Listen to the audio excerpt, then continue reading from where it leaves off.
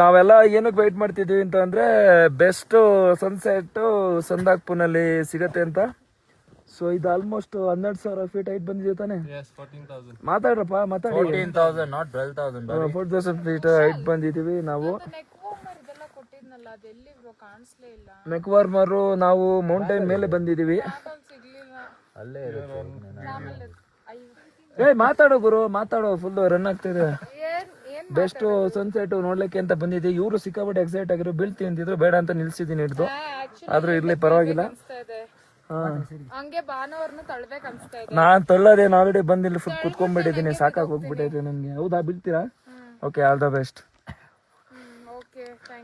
ಇದೇ ನೋಡ್ಕೊಂಡ್ಬಿಡಪ್ಪ ಸನ್ಸೆಟ್.